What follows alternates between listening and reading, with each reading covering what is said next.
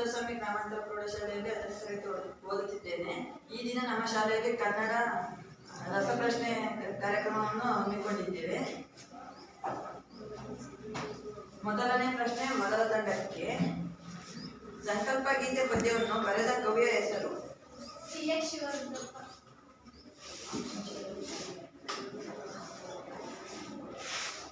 ಎರಡನೇ ಪ್ರಶ್ನೆ ಎರಡನೇ ತಂಡಕ್ಕೆ. ಸುತ್ತಲೂ ಕವಿದಿರುವ ಕತ್ತಲೆಯನ್ನು ಕಳೆಯಲು ನಾವು ಎಂತಹ ಅಣತೆಯನ್ನು ಹಚ್ಚಬೇಕು? ಆಪ್ಷನ್ ಎ ವಿಶ್ವಾಸದ ಅಣತೆ, ಆಪ್ಷನ್ ಬಿ ಪ್ರೀತಿಯ ಅಣತೆ, ಆಪ್ಷನ್ ಸಿ ದ್ವೇಷದ ಅಣತೆ, ಆಪ್ಷನ್ ಡಿ ನಂಬಿಕೆ ಅಣತೆ. ಕರೆಕ್ಟ್. ಮೂರನೇ ತಂಡಕ್ಕೆ ಮೂರನೇ ಪ್ರಶ್ನೆ. ಜಿ.ಎಸ್. ಶಿವರುದ್ರಪ್ಪರವರ ಕಾಲ. Option A 1928, option B 1947, option C 1872, option D 1926.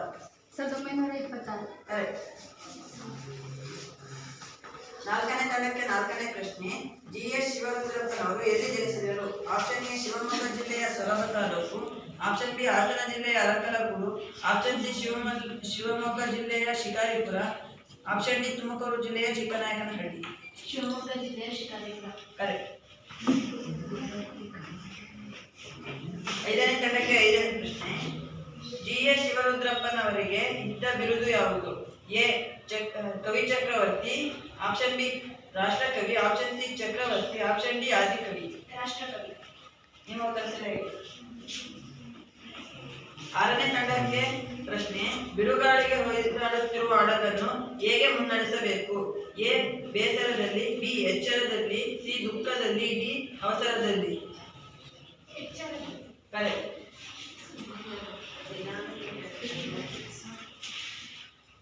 ಮೊದಲನೇ ಸುತ್ತು ಮುಗಿದ್ದು ಎರಡನೇ ಸುತ್ತು. ಮೊದಲ ತಂಡಕ್ಕೆ ಮೊದಲನೇ ಪ್ರಶ್ನೆ. ಕಾಡು ಮೇಡುಗಳ ಸ್ಥಿತಿ ಹೇಗಿದೆ?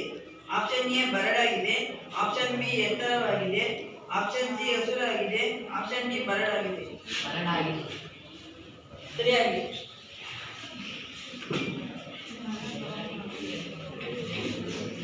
ಎರಡನೇ ತಂಡಕ್ಕೆ. ಕಲುಷಿತವಾಗಿರುವ ನದಿ ಜಲಗಳಿಗೆ ಎಂತಹ ಮಳೆಯಾಗಬೇಕು? ಆಪ್ಷನ್ ಎ ಸೋನೆ ಮಳೆ, ಆಪ್ಷನ್ ಬಿ ಮಿಂಚು ಗುಡುಗಿನ ಮಳೆ, ಆಪ್ಷನ್ ಡಿ ಬಿರುಗಾಳಿ ಮಳೆ, ಆಪ್ಷನ್ ಡಿ ಮುಂಗಾರಿನ ಮಳೆ. ರೈಟ್.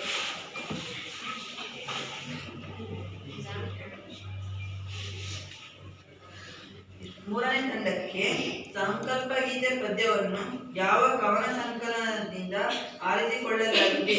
ಎ ಅರಳು ಮರಳು, ಬಿ ಎದೆ ತುಂಬಿ ಹಾಡಿದೆನು, ಸಿ ಕುಸುಮಗಾರೆ, ಡಿ ಅನಾವರಣ. ಸರಿಯಾಗಿ. ನಾಲ್ಕನೇ ತಂಡಕ್ಕೆ. ಮನುಜರ ನಡುವಿನ ಡ್ಯಾಶ್ಗಳ ಕೆಡವುತ ಸೇತುವೆಯಾಗಬೇಕು? ಎ ಅಡ್ಡಗೋಡೆ, ಬಿ ಪಕ್ಕದ ಗೋಡೆ, ಸಿ ಉದ್ದ ಗೋಡೆ, ಡಿ ಎತ್ತರ ಗೋಡೆ. ಸರಿಯಾಗಿದೆ. ಐದನೇ ತಂಡಕ್ಕೆ. ಜಿ.ಎಸ್. ಶಿವರುದ್ರಪ್ಪ ಇವರ ಪೂರ್ಣ ಹೆಸರು? ಎ ಗದಗದ Shantaveerappa Shivarudrappa, option B Hubballi Shantaveerappa Shivarudrappa, option D G Shantaveerappa Shivarudrappa. ಸರಿಯಾಗಿದೆ. ಆರನೇ ತಂಡಕ್ಕೆ ಪ್ರಶ್ನೆ. ಶಿವರುದ್ರಪ್ಪನವರು ಯಾವ ಜಿಲ್ಲೆಯಲ್ಲಿ ಸಮಾವೇಶಗೊಂಡ ಅಖಿಲ ಭಾರತ ಕನ್ನಡ ಸಾಹಿತ್ಯ ಸಮ್ಮೇಳನದ ಅಧ್ಯಕ್ಷರಾಗಿದ್ದರು? Option A Davanagere, option B Shivamogga, option C Kalaburagi, option D Ballari. Correct. ಗುಂಪು ಆಯ್ಕೆಯ ಪ್ರಶ್ನೆಗಳು ಮುಗಿಯಿತು. ಈಗ ಎರಡನೇ ಸುತ್ತು.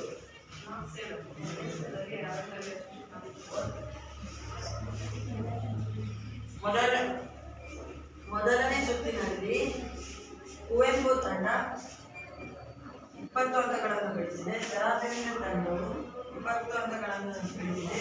ಚಂದ್ರಶೇಖರ ಕಂಬಾರ ತಂಡವು 20 ಅಂಕಗಳನ್ನು ಗಳಿಸಿದೆ. ವಿಕ್ರು ಗೋಕಾಕ್ ತಂಡವು 20 ಅಂಕಗಳನ್ನು ಗಳಿಸಿದೆ.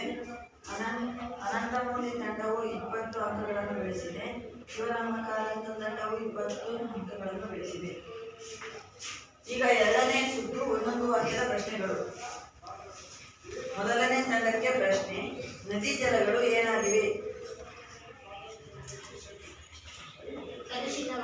ಸರಿಯಾಗಿದೆ. ಎರಡನೇ ತಂಡಕ್ಕೆ ಸುತ್ತಮುತ್ತ ಕವಿದಿರುವ ಕತ್ತಲೆಯೊಳಗೆ ಏನನ್ನು ಹಚ್ಚಬೇಕಿದೆ? ಪ್ರೀತಿಯ ಅಣತೆಯನ್ನು ಹಚ್ಚಬೇಕಿದೆ. ಸರಿಯಾಗಿದೆ. ಮೂರನೇ ತಂಡಕ್ಕೆ ಪ್ರಶ್ನೆ, ಯಾವ ಎಚ್ಚರಗಳು ಬದುಕಬೇಕಿದೆ? ಮತಗಳನ್ನು ಪದಗಳನ್ನು ಹೊಸ ಎಚ್ಚರಗಳನ್ನು ಬದುಕಬೇಕು. ಸರಿಯಾಗಿದೆ. ನಾಲ್ಕನೇ ತಂಡಕ್ಕೆ ಪ್ರಶ್ನೆ, ಯಾವುದನ್ನು ಕೆಡವುತ್ತಾ ಸೇತುವೆಯಾಗಬೇಕು?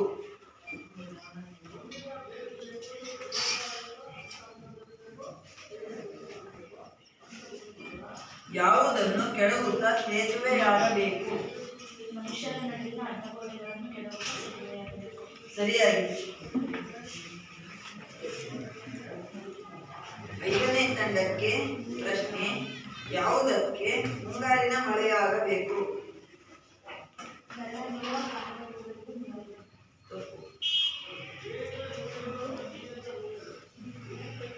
ಆರನೇ ತಂಡಕ್ಕೆ ಕಲುಷಿತವಾಗಿ ನದಿ ಜಲಗಳಿಗೆ ಮುಂಗಾರಿನ ಮಳೆ ಆಗಬೇಕು. ಸರಿಯಾಗಿದೆ.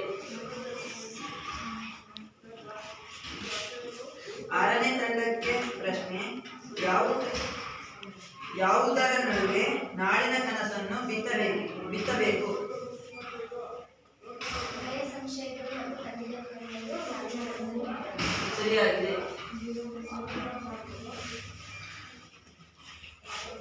ಮೊದಲನೇ ಸುತ್ತು ಮುಗಿದು ಎರಡನೇ ಸುತ್ತು ಮೊದಲ ತಂಡದವರಿಗೆ. GS ಶಿವರುದ್ರಪ್ಪ ಅವರು ಎಷ್ಟರಲ್ಲಿ ಜನಿಸಿದರು? ಸರಿಯಾಗಿದೆ.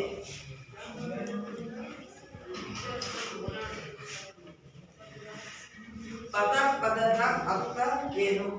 ಎರಡನೇ ತಂಡ. ಸರಿಯಾಗಿದೆ.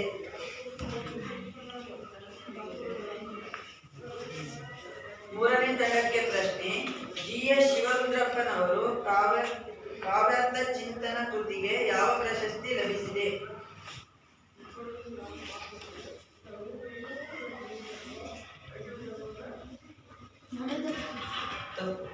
ನಿಮ್ಮ ಉತ್ತರ ತಪ್ಪಾಗಿದೆ. ನಿಮ್ಮ ಉತ್ತರ ಸರಿಯಾಗಿದೆ.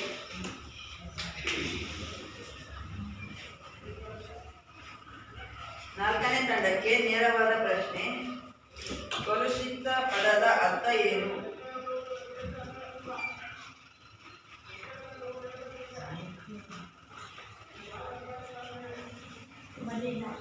ನಿಮ್ಮ ಉತ್ತರ ಸರಿಯಾಗಿದೆ. ಐದನೇ ತಂಡಕ್ಕೆ ನೇರವಾದ ಪ್ರಶ್ನೆ, GS ಶಿವರುದ್ರಪ್ಪ ಅವರು ಎಷ್ಟನೇ ರಾಷ್ಟ್ರಕವಿ?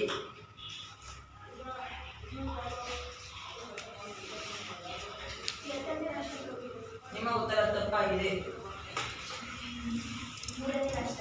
ನಿಮ್ಮ ಉತ್ತರ ಸರಿಯಾಗಿದೆ.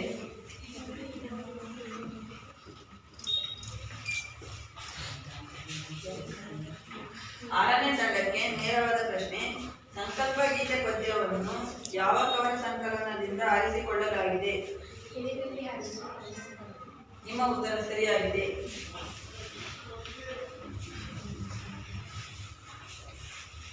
ಎರಡನೇ ಸುತ್ತು ಒಂದೊಂದು ವಾಕ್ಯದ ಪ್ರಶ್ನೆಗಳು ಮುಗಿಯಿತು.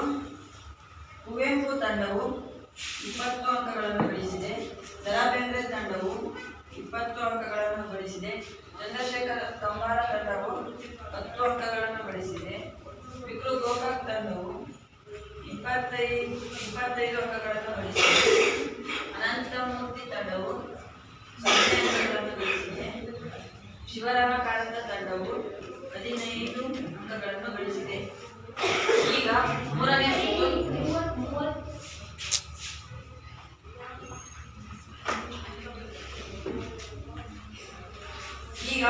ಸುತ್ತು ವ್ಯಾಕರಣಕ್ಕೆ ಸಂಬಂಧಿಸಿದ ಪ್ರಶ್ನೆಗಳು.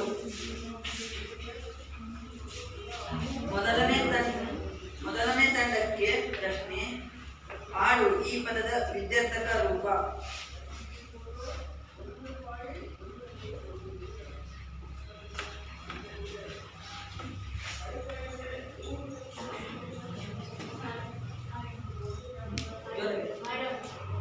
ನಿಮ್ಮ ಉತ್ತರ ತಪ್ಪಾಗಿದೆ. ಎರಡನೇ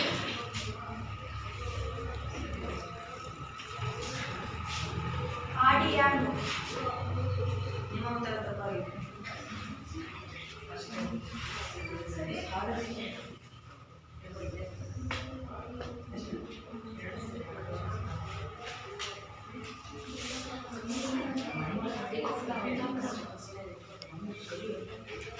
ಮೊದಲನೇ ತಂಡಕ್ಕೆ ಪ್ರಶ್ನೆ. ಆಡು ಈ ಪದದ ವಿದ್ಯಾರ್ಥಕ ರೂಪ. ನಿಮ್ಮ ಉತ್ತರ ಸರಿಯಾಗಿದೆ. ಎರಡನೇ ತಂಡಕ್ಕೆ ಪ್ರಶ್ನೆ. ಕಮಲಾಶ ಯಾವ ನಾಮಕ್ಕೆ ಉದಾಹರಣೆಯಾಗಿದೆ?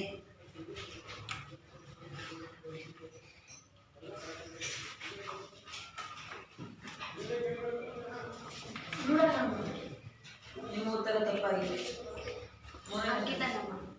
ನಿಮ್ಮ ಉತ್ತರ ಸರಿಯಾಗಿದೆ.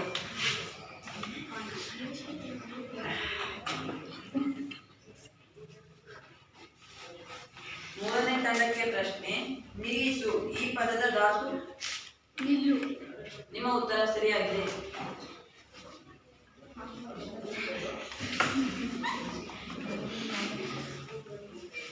ನಾಲ್ಕನೇ ತಂಡಕ್ಕೆ ಪ್ರಶ್ನೆ. ಸಂಶಯಗಳು ಪದದಲ್ಲಿರುವ ವಿಭಕ್ತಿ.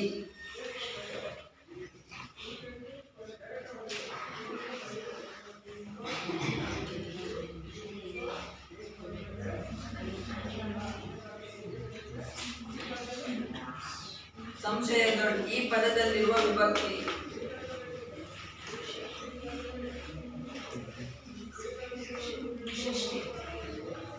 ನಿಮ್ಮ ಉತ್ತರ ತಪ್ಪಾಗಿದೆ.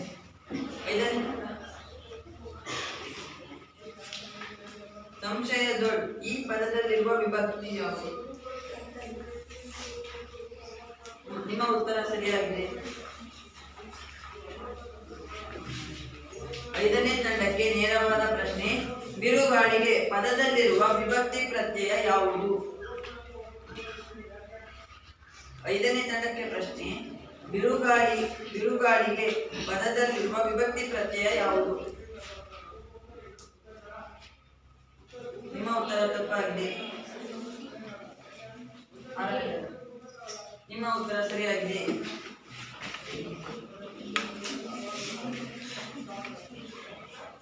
ಆರನೇ ತಂಡಕ್ಕೆ ನೇರವಾದ ಪ್ರಶ್ನೆ. ಕಾಡು ಮೇಡು ಪದ ಯಾವ ವ್ಯಾಕರಣಾಂಶಕ್ಕೆ ಉದಾಹರಣೆ ಆಗಿದೆ? ನಿಮ್ಮ ಉತ್ತರ ಸರಿಯಾಗಿದೆ. ಮೊದಲನೇ ಸುತ್ತು ಮುಗಿತು. ಎರಡನೇ ಸುತ್ತು. ಮೊದಲ ತಂಡಕ್ಕೆ ಪ್ರಶ್ನೆ. ಕಂದಿದ ಈ ಪದದ ಅರ್ಥ ಏನು?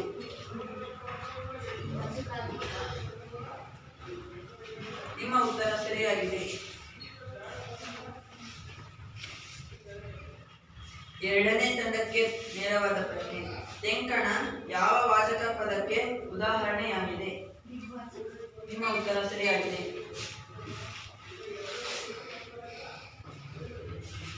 ಮೂರನೇ ತಂಡಕ್ಕೆ ನೇರವಾದ ಪ್ರಶ್ನೆ.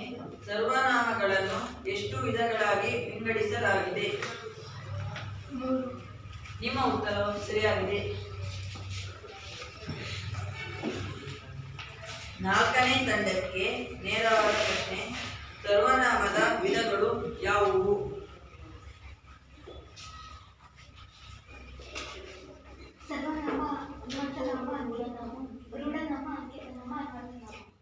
ನಿಮ್ಮ ಉತ್ತರ ತಪ್ಪಾಗಿದೆ.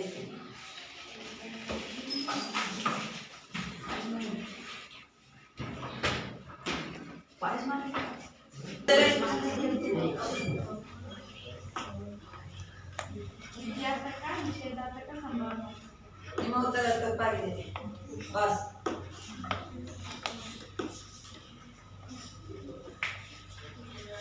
ಐದನೇ ತಂಡ. ಸರ್ವನಾಮದ ವಿಧಗಳು ಯಾವುವು?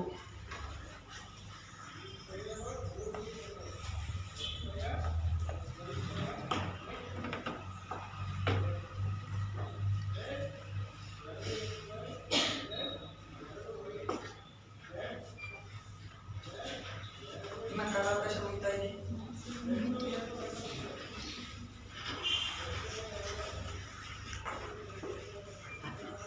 ಆರನೇ ತಂಡ.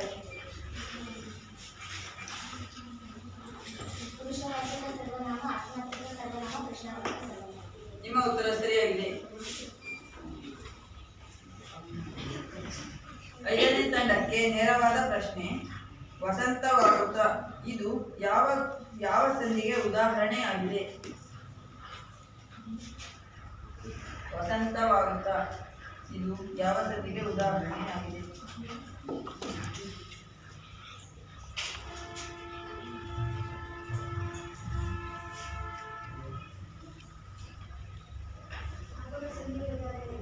ನಿಮ್ಮ ಉತ್ತರ ಸರಿಯಾಗಿದೆ.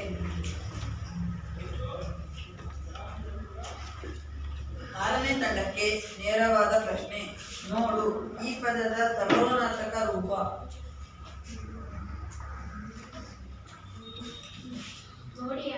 ನಿಮ್ಮ ಉತ್ತರ ಸರಿಯಾಗಿದೆ.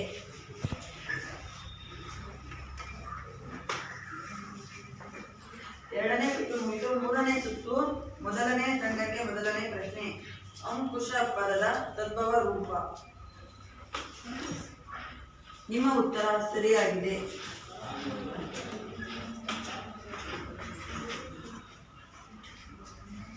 ಎರಡನೇ ತಂಡಕ್ಕೆ ನೇರವಾದ ಪ್ರಶ್ನೆ.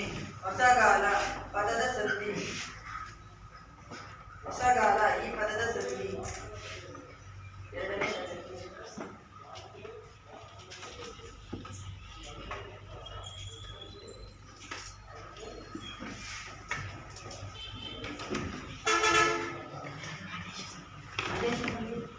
ನಿಮ್ಮ ಉತ್ತರ ಸರಿಯಾಗಿದೆ.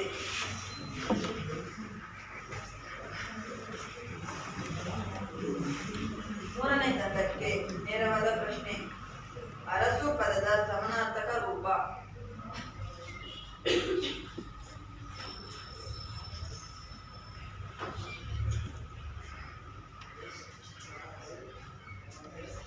ಆಶೀರ್ವಾದಿಸು.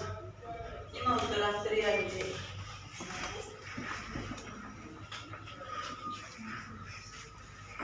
ನಾಲ್ಕನೇ ತಂಡಕ್ಕೆ ನೇರವಾದ ಪ್ರಶ್ನೆ. ದಗದಗ ಪದದ ವ್ಯಾಕರಣ ವಿಶೇಷ.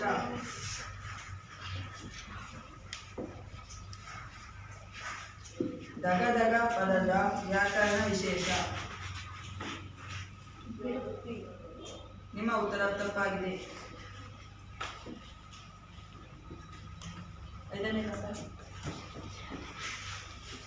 ದಗದಗ ಪದದ ವ್ಯಾಕರಣ ವಿಶೇಷ. ನಿಮ್ಮ ಉತ್ತರ ತಪ್ಪಾಗಿದೆ.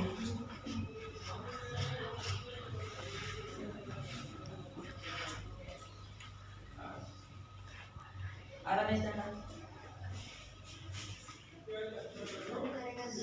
ನಿಮ್ಮ ಉತ್ತರವು ಸರಿಯಾಗಿದೆ.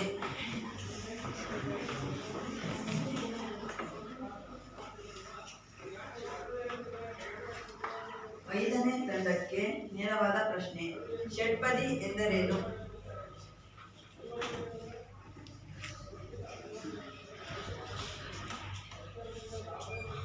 ಐದನೇ ತಂಡಕ್ಕೆ ಷಟ್ಪದಿ ಎಂದರೇನು?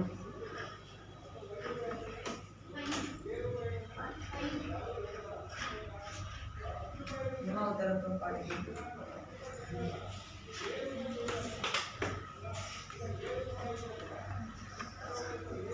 ಆರನೇ ತಂಡ.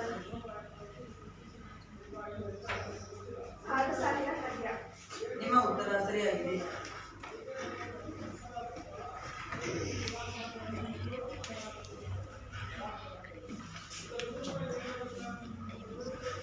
ಈಗ ಆರನೇ ತಂಡಕ್ಕೆ ನೇರವಾದ ಪ್ರಶ್ನೆ.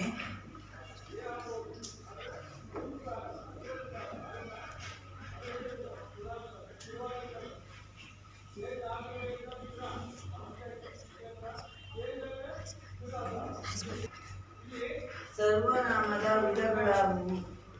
ಆರನೇ ತಂಡಕ್ಕೆ ಪ್ರಶ್ನೆ.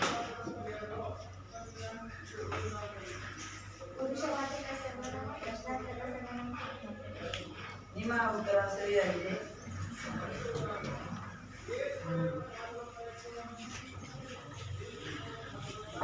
ರಸಪ್ರಶ್ನೆ ಕಾರ್ಯಕ್ರಮ ಮುಗಿಯಿತು. ಈಗ ಫಲಿತಾಂಶವನ್ನು ನೋಡಿ.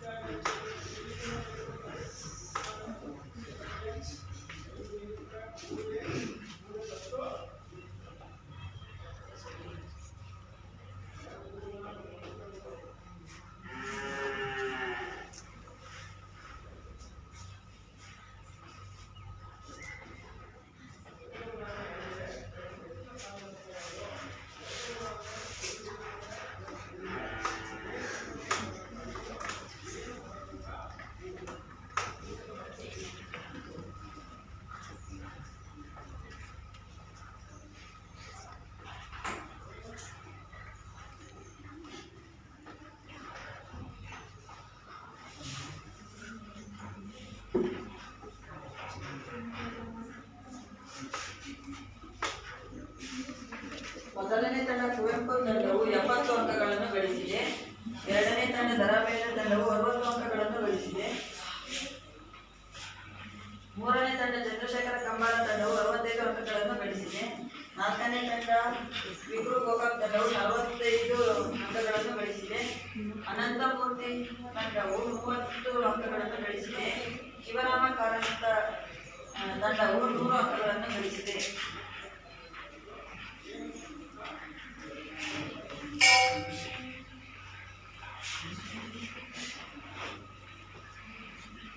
ಈ ರಸಪ್ರಶ್ನೆ ಕಾರ್ಯಕ್ರಮದಲ್ಲಿ ಶಿವರಾಮ ಕಾರಂತ ತಂಡವು ಮೊದಲನೇ ಸ್ಥಾನವನ್ನು ಪಡೆದಿದೆ.